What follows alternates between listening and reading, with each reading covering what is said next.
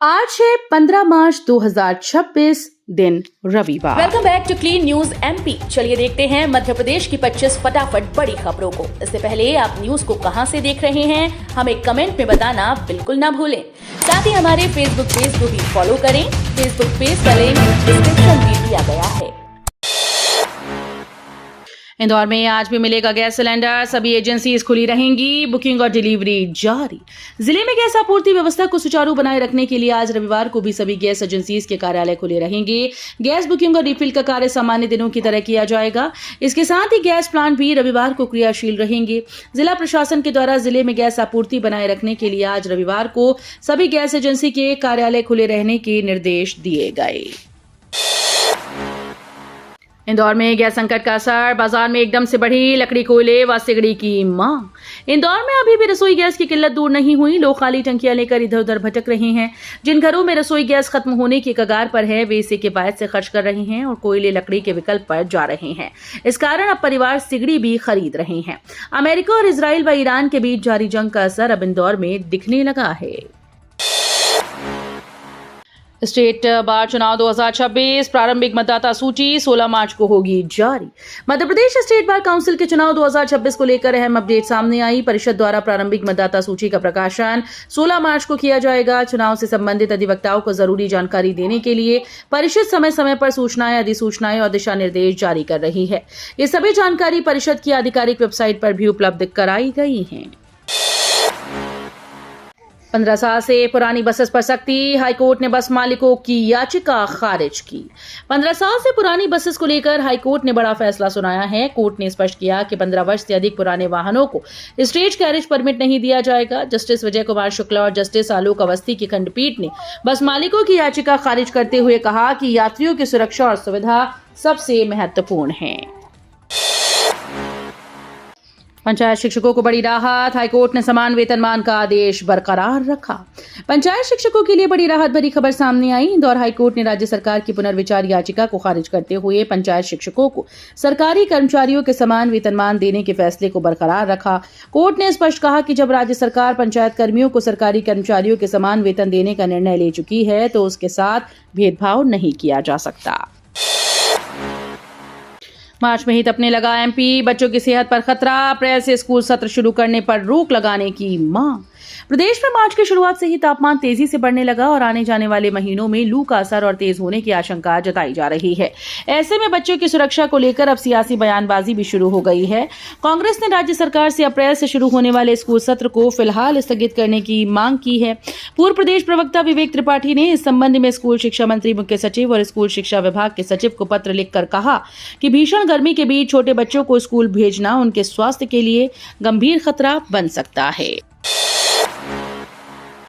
लोक अदालत ने पिता से दूर की गई बेटी को मिलवाया, पति पत्नी के 33 विवाद भी सुलझे। जिला न्यायालय मुरैना के अलावा सबलगढ़, जौरा और अंबा तहसील न्यायालयों में शनिवार को नेशनल लोक अदालत का आयोजन किया गया। इन अदालतों में कई पति पत्नी के बीच के विवाद सुलझे और सालों से अलग रह रहे दंपति एक साथ रहने को राजी हुए। एक पिता से उसके ससुरालियों ने बेटी को अलग कर दिया। लोक अदालत के कुटुंब न्यायालय ने पिता से बेटी को मिलवाया।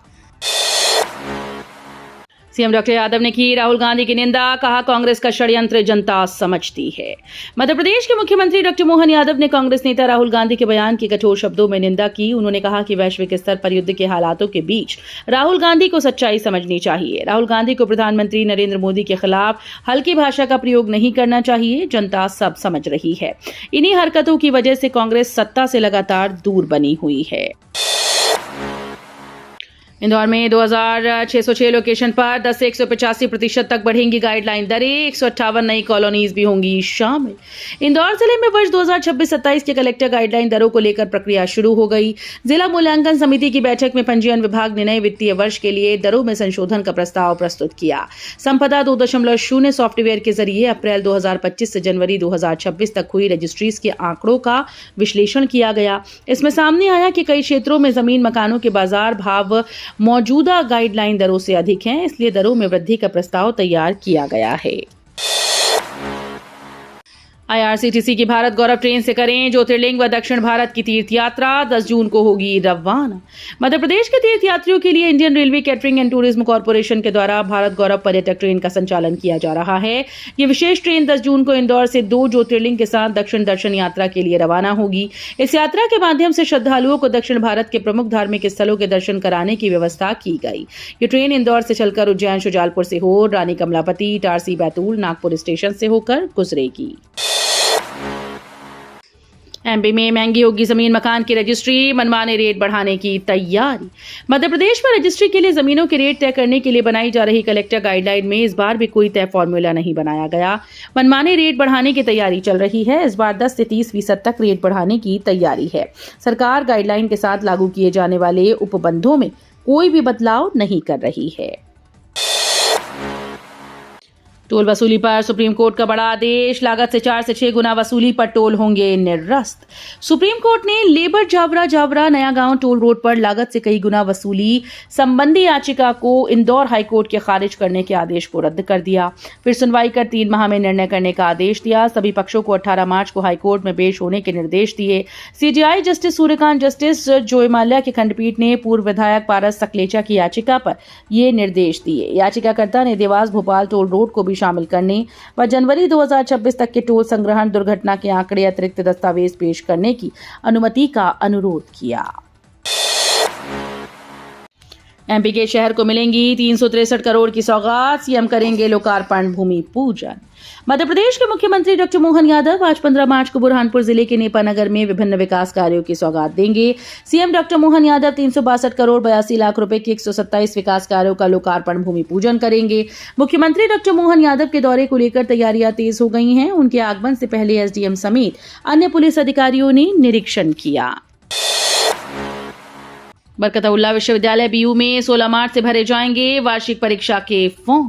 बरकतउल्ला विश्वविद्यालय ने राष्ट्रीय शिक्षा नीति के तहत सत्र 2025-26 की द्वितीय और तृतीय वर्ष की वार्षिक परीक्षाओं के लिए ऑनलाइन आवेदन प्रक्रिया घोषित कर दी। विश्वविद्यालय प्रशासन के अनुसार स्नातक पाठ्यक्रमों के विद्यार्थियों के लिए परीक्षा फॉर्म 16 मार्च से भरे जाएंगे। इसके अनुसार BA, BCom, BSc, home science, BBA, BCA, BA management और बीपीईएस पाठ्यक्रमों के नियमित और स्वाध्यायी विद्यार्थी एमपी ऑनलाइन पोर्टल के माध्यम से आवेदन कर सकेंगे। इंदौर खंडवा ब्रॉडगेज को लेकर पर्यावरण और वन मंत्रालय की अनुमति मिली, जल्द शुरू होगा काम। महू से मुख्तियार बलवाड़ा के बीच बिछने वाली नई Indore Khandwa broad gauge rail line का रास्ता साफ हो गया। पर्यावरण और वन मंत्रालय से प्रारंभिक अनुमति मिल गई है। इस स्वीकृति के बाद अब रेलवे द्वारा निर्माण कार्य जल्द शुरू किया जाएगा। ये परियोजना न केवल इंदौर बल्कि पूरे मालवा और निमाड़ क्षेत्र के लिए विकास का बड़ा माध्यम मानी जा रही है।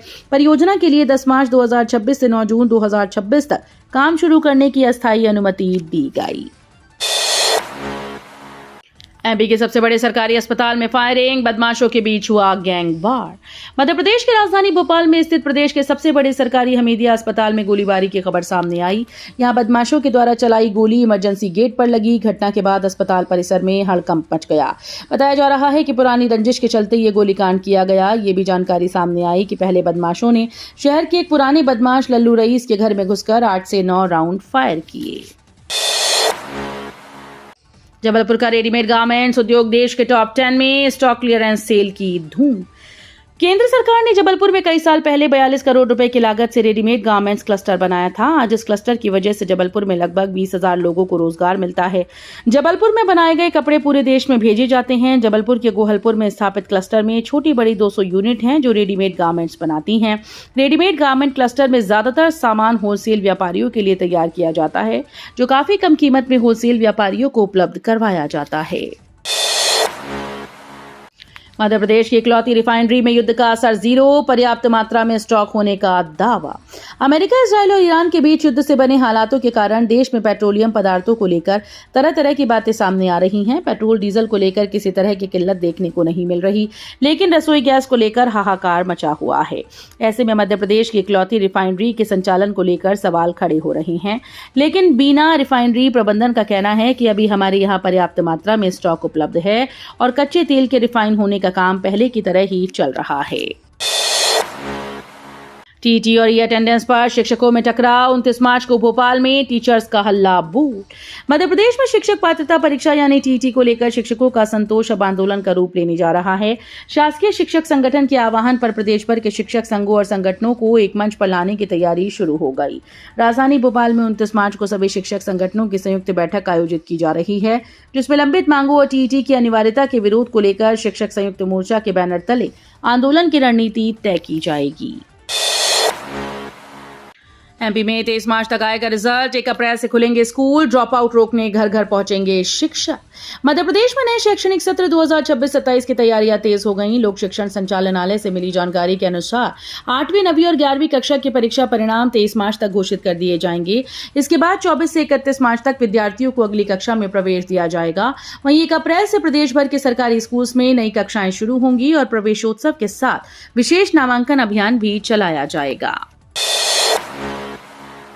अब शहडोल में ही मिलेगा ब्लड। मेडिकल कॉलेज में ब्लड सेंटर शुरू। 100 से 200 होंगी एमबीबीएस सीट।